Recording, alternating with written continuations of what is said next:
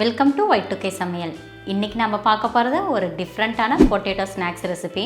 குழந்தைங்களுக்கு பொட்டேட்டோவில் ஸ்நாக்ஸ் செஞ்சு கொடுத்தாலே அவங்க ரொம்ப விரும்பி சாப்பிடுவாங்க. அதுவும் சிப்ஸ் மாதிரி ஐட்டம்னா சொல்லவே வேண்டாம், அந்தளவுக்கு இஷ்டப்பட்டு சாப்பிடுவாங்க. இன்றைக்கி நம்ம அந்த மாதிரி ஒரு டிஃப்ரெண்ட்டான சிப்ஸ் ஐட்டம் தான் செய்ய போகிறோம். இது பார்க்குறக்கு பொட்டேட்டோ ஸ்ப்ரிங் ரோல் மாதிரியே இருக்கும். 10 நிமிஷத்தில் வீட்லேயே ரொம்பவும் டேஸ்டியான பொட்டேட்டோ ஸ்நாக்ஸ் செய்கிறது எப்படின்னு பார்க்கலாம். அதுக்கு முன்னாடி நம்ம சேனலை இன்றைக்கி தான் நீங்கள் ஃபஸ்ட் டைம் பார்க்குறீங்கன்னா சேனலை சப்ஸ்கிரைப் பண்ணுங்கள், கூடவே பக்கத்தில் இருக்க பெல் ஐக்கனையும் கிளிக் பண்ணுங்கள். இப்போ வாங்க ரொம்பவும் ஈஸியாக பொட்டேட்டோ ஸ்நாக்ஸ் செய்கிறது எப்படின்னு பார்க்கலாம்.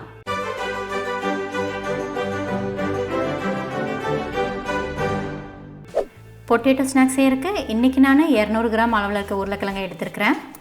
ஃபஸ்ட்டு உருளைக்கிழங்கோட தோலெல்லாம் நல்லா சீவிட்டு அதை ஸ்லைசரை யூஸ் பண்ணி இந்த மாதிரி ஸ்லைஸ் பண்ணிக்கலாம். ஸ்லைசரை யூஸ் பண்ணுறதுக்கு முன்னாடி அதில் லைட்டாக ஆயில் அப்ளை பண்ணிவிட்டு நம்ம ஸ்லைசஸ் பண்ணோன்னா ஸ்லைசஸ் கட் ஆகாமல் நமக்கு வேணுங்கிற ஷேப்பில் அப்படியே கிடைக்கும். நம்ம ஸ்லைஸ் பண்ண பொட்டேட்டோ ரொம்ப தின்னாகவும் இல்லாமல் ரொம்ப திக்காகவும் இல்லாமல் ஒரு மீடியம் சைஸில் இருக்கணும். அடுத்தது இந்த பொட்டேட்டோவில் உப்பு கலந்த தண்ணியை கொஞ்சம் ஊற்றி அதை நல்லா மிக்ஸ் பண்ணி வச்சிடலாம். உப்பு கலந்த தண்ணியில் நம்ம ஆட் பண்ணும்போது பொட்டேட்டோவோட கலர் மாறாமல் இருக்கும்.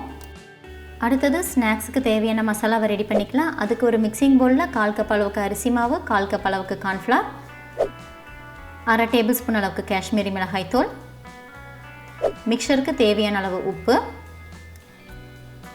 1 டீஸ்பூன் அளவுக்கு மல்லித்தூள், 1 டீஸ்பூன் கரம் மசாலா. இது எல்லாத்தையும் சேர்த்துட்டு நல்லா ஈவனாக மிக்ஸ் பண்ணி விட்டுக்கலாம்.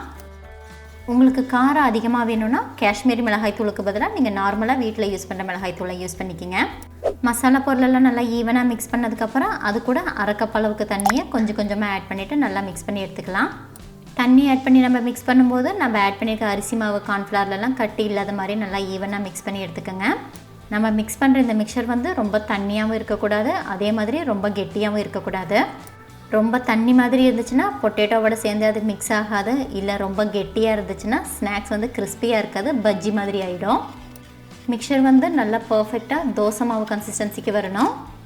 இப்போ இந்த மிக்சரை எடுத்து நம்ம தனியாக வச்சிடலாம்.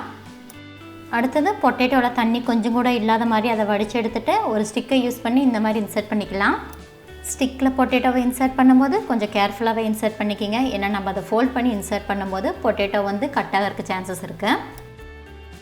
அந்த ஸ்டிக்கில் எத்தனை ஸ்லைசஸை இன்சர்ட் பண்ணணும்னு நீங்கள் நினைக்கிறீங்களோ அந்தளவுக்கு இன்சர்ட் பண்ணிக்கிங்க. நான் 5 ஸ்லைசஸ் மட்டும்தான் இன்சர்ட் பண்ணுறேன். நம்ம யூஸ் பண்ணுற பொட்டேட்டோட சைஸுக்கு தகுந்த மாதிரி ஸ்லைசஸோட சைஸும் மாறுபடும். ஸோ இந்த ஸ்நாக்ஸ் செய்யறதுக்கு நீங்கள் யூஸ் பண்ணுற பொட்டேட்டோ ஒரே மாதிரி சைஸாக எடுத்துக்கோங்க. ஸ்லைசஸை ஸ்டிக்கில் நீங்கள் இன்சர்ட் பண்ணும்போது ஆப்போசிட் டைரெக்ஷனில் இன்சர்ட் பண்ணிக்கிங்க. தேவையான அளவுக்கு ஸ்லைசஸை இதில் இன்சர்ட் பண்ணிக்கலாம். இந்த மாதிரி ஷேப்பில் நம்மக்கிட்ட இருக்கிற எல்லா பொட்டேட்டோவையும் நம்ம ஷேப் பண்ணி எடுத்துக்கலாம். அடுத்தது நம்ம ஷேப் பண்ணி வச்சுருக்க இந்த பொட்டேட்டோவில் நம்ம ரெடி பண்ணி வச்சுருக்க மிக்சரை ஆட் பண்ணிக்கலாம். பொட்டேட்டோவோட எல்லா பாகத்துலேயும் நம்ம ரெடி பண்ணி வச்சுருக்க மிக்சர் ஈவனாக ஸ்ப்ரெட் ஆகிற மாதிரி அது கூட ஆட் பண்ணிக்கிங்க. உங்களால் முடிஞ்சிச்சுன்னா டைரெக்டாக அதில் டிப் பண்ணி கூட நீங்கள் எடுத்துக்கலாம். இந்த மாதிரி மசாலா எதுவும் வேண்டாம் அப்படின்னு நினச்சிங்கன்னா இந்த பொட்டேட்டோவை டைரெக்டாக நீங்கள் எண்ணெயில் டீப் ஃப்ரை பண்ணி எடுத்துகிட்டு அது கூட கொஞ்சமாக உப்பு மிளகாத்தூளை ஆட் பண்ணிவிட்டு குட்டீஸ்க்கு கொடுக்கலாம். இந்த மிக்சரை நீங்கள் மிக்ஸ் பண்ணும்போது அரிசி மாவுக்கு பதிலாக உங்ககிட்ட மைதா மாவு இருந்தால் கூட அதையும் நீங்கள் யூஸ் பண்ணிக்கலாம். பொட்டேட்டோவில் மிக்சரை ஆட் பண்ணதுக்கப்புறம் இதை நம்ம எண்ணெயில் போட்டு டீப் ஃப்ரை பண்ண ஆரம்பிச்சிடலாம். எண்ணெய் நல்லா சூடானதுக்கப்புறம் அடுப்பை மீடியம் ஃப்ளேமில் வச்சுட்டு இதை நீங்கள் ஃப்ரை பண்ணிக்கோங்க. 3லேருந்து 4 நிமிஷம் போல் மீடியம் ஃப்ளேமில் வச்சுட்டு இதை நம்ம ஃப்ரை பண்ணாலே போதும், பொட்டேட்டோ நல்லாவே வெந்துடும். நம்ம ரெடி பண்ண மிக்சரோட கன்சிஸ்டன்சி தான் ரொம்பவே முக்கியம். பாருங்கள், நம்ம மிக்சர் பர்ஃபெக்டான கன்சிஸ்டன்சியில் ரெடி பண்ணனால பொட்டேட்டோவிலேருந்து கொஞ்சம் கூட உதிரவே இல்லை.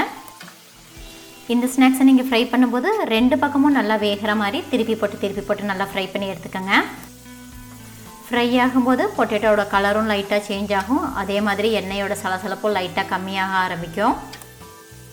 மொத்தமாக 4 நிமிஷம் இதை நம்ம ஃப்ரை பண்ணியிருக்கோம். பொட்டேட்டோ பர்ஃபெக்டாக வெந்திருக்குது. இந்த ஸ்டேஜில் இதை நம்ம எடுத்துடலாம்.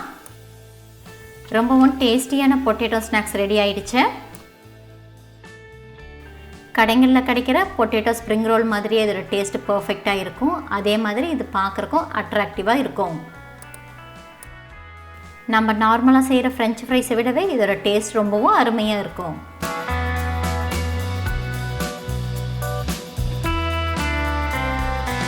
அவ்வளோதாங்க. ரொம்ப சுலபமாக குழந்தைங்களுக்கு ரொம்ப பிடிச்ச பொட்டேட்டோ ஸ்நாக்ஸை நம்ம ஈஸியாக செஞ்சுட்டோம். இந்த ரெசிபி உங்களுக்கு பிடிச்சிருந்துச்சுன்னா லைக் பண்ணுங்கள், உங்கள் ஃப்ரெண்ட்ஸ் அண்ட் ஃபேமிலிக்கு ஷேர் பண்ணுங்கள்.